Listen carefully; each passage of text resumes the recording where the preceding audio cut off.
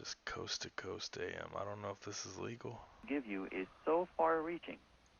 1222 702 727 1222. Now, here again, Art Bell. Good morning. Hey, Yes, sir. I was calling regarding the bloodsucker, the goat sucker. Yes. I was thinking possibly that could be, the fault of the Yeti again. Well, I don't see how. Well, it's common knowledge that the Yeti's a finicky eater. Now, I'll tell you what would be cooler. To see a goat sucker Yeti fight. What was the Bureau Now, turn your doing radio with off, that sir. thing? Oh, I'm sorry. I'm too far away from the radio. Okay, well then, thank you for the call and have a good morning. People have got to have their radios close enough to get them off. Wouldn't you like to see a Yeti goat sucker fight? That'd be something to see. Someone answer, I once saw we need Habu backup Mongoose down here. on Okinawa. That's a lot of money. I think that we deserve that tax dollars, and I don't think that the police deserve to be able to take people's homes in lieu of it, and then No, we our have cities fighting. look, counties sir. fighting. Look. There's no question about it. Our laws with regard to marijuana are disproportionate and harmful, even because it is a lie. And when you lie to children once, then you're leading them down the path. In other words, they try marijuana, their brain doesn't fry, they live through the experience, it's fairly mild compared to what they thought it was. Then they think, well, oh, cool, then sure, let me try some of this coke. Yeah. Only it's not mild, it's not a lie, it's really bad, it really ruins lives. But they go ahead and they try it because lied to once, probably lied to twice in their opinion. At this point in time, we're on the brink of moving to digital communication modes that sound just like normal background noise and are indecipherable if you don't have the proper decoding equipment. Now, that's true. Conventional radio may be around another 70 or 80 years. What are the chances of our use of conventional radio technology for 150 years or so, overlapping with some off-world civilizations' use of the same type of technology at some point in the millions of years of their planet's history? Moreover, do we really want anyone out there to know we're here? I understand the Arecibo radio telescope in Puerto Rico has been used to transmit radio signals to deep space in recent years. Could this be the reason unearthly, leathery-looking little fellows with red eyes have been flocking to Puerto Rico and the Americas? Have the chupacabras locked on to the welcoming Arecibo beacon and followed into Earth, where they found a mother lode of warm-blooded creatures to feed upon? Instead of trying to contact extraterrestrial life forms, I think we need to shut off all these radio beacons with their sappy, touchy-feely welcome messages. You never know what kind of scumbags, freeloaders, and or bloodsuckers might show up if you leave your door open and ask anyone to feel free to drop in. Bob in Ketchikan, Alaska. Bob, that bears some serious thought, and I appreciate that facts. Good morning. You're on the air, Coast to Coast AM. Well, I'm going to be doing that. You said you're going to come down for Mardi Gras one of these years. You got to. And I'm going to. Yes, I'm going to. But you need to understand. They chain me here.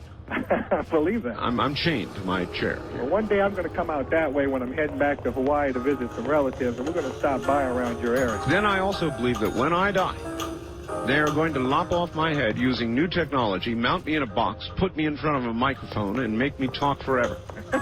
Thanks for the call, sir. All right, bye-bye. You know, one of the most offensive shows that I ever had, it offended so many people. I wish I could find the guy again. I'd have him on again. He claimed that it absolutely was possible to separate the head from the body and keep as the body dies, and keep the head alive. And he came on and he talked for, I think it was 2 hours about that. Knew each other. How it could be scientifically achieved, and you could literally live forever as the body things as hard for deteriorated, which it does. They were for the me. head could be kept alive. Maybe in here, Living they were even harder. head. Think about that. Get the astral plane, because I don't know That's about where that. it's from. But Eventually it starts to bleed through. I mean, you just get taken over. You realize that you've got to do it. You've got to do it in the physical, and that's what you start seeking. Yes, I understand. And so then you actually seek out people. I mean... Yes, and the coward, I don't want to call myself a coward, but the more timid amongst us will do it by asking and finding people that want to give their blood. But there are those that enjoy taking it by force. Now, how many... All right, let me stop you there. There's a lot of jokes about guys who go up to women on the street, you know, and say, hey, let's have sex, right? Usually it gets them a slap in the face. I would think going up to somebody, or even in a social circumstance, and saying something like, hey, how about a little blood? Just wouldn't go over. I mean, how do you get somebody to agree to that? Well, there's like a mutual attraction, or on some level you can see you can sense who's into that. So then there is an element. You say not seduction, but it's not. It has nothing to do with sex. I understand, but it's a kind of a seduction, though, isn't it?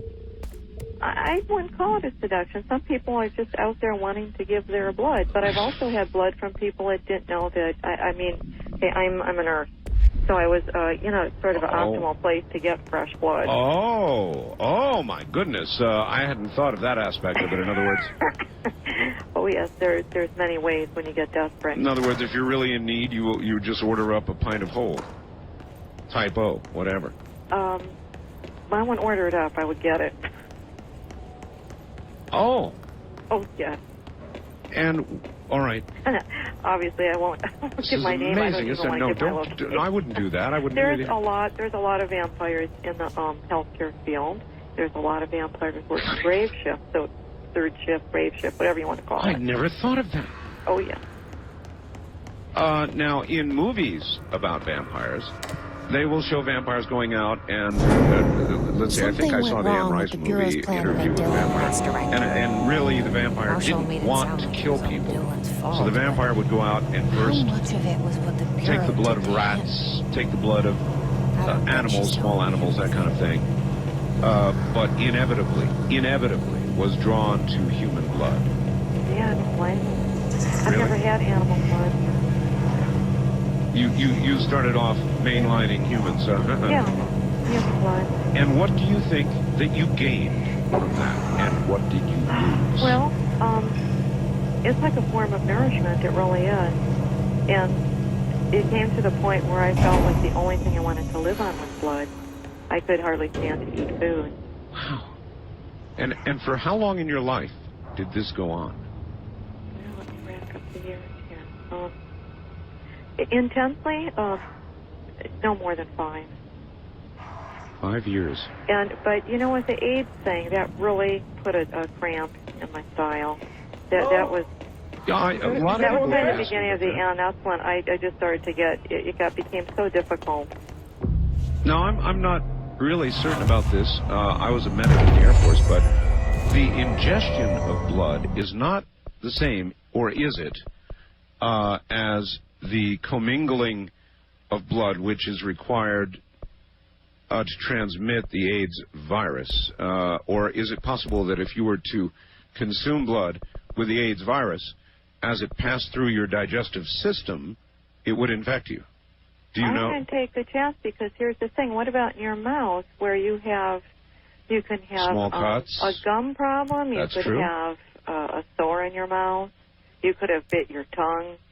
You could have a million little openings. It's true. And I personally am very cautious with AIDS and don't believe too much of what the CDC says.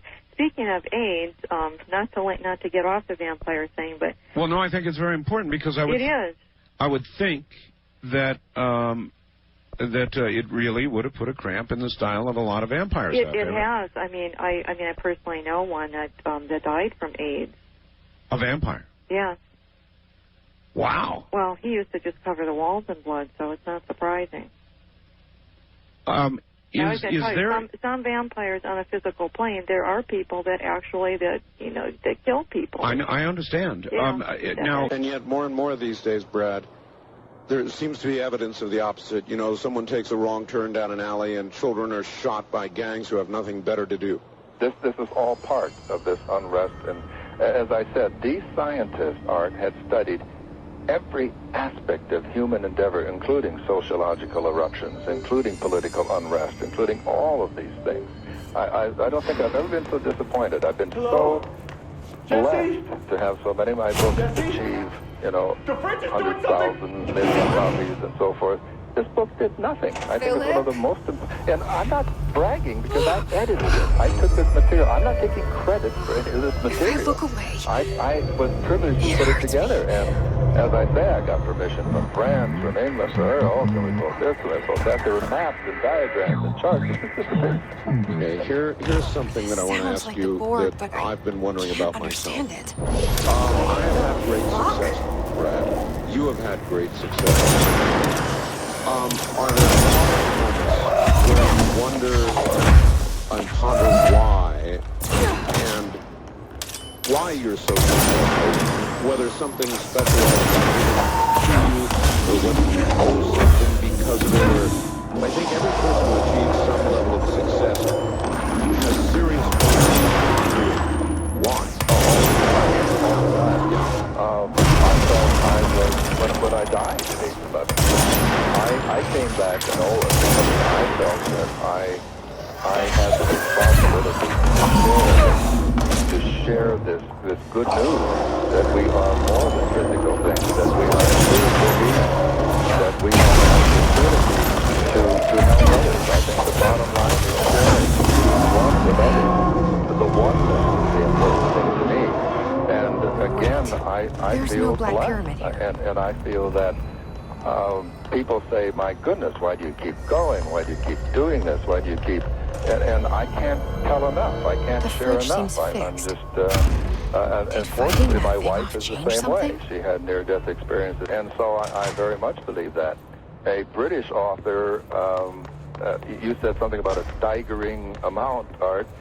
He has written a book called The Dark Gods, in which he refers to the Steiger effect, which in one of my books I say, you know, again, how we deal with negativity is to confront it, always being cautious and so forth, but how, you know, we must drive it back. So I definitely, I don't...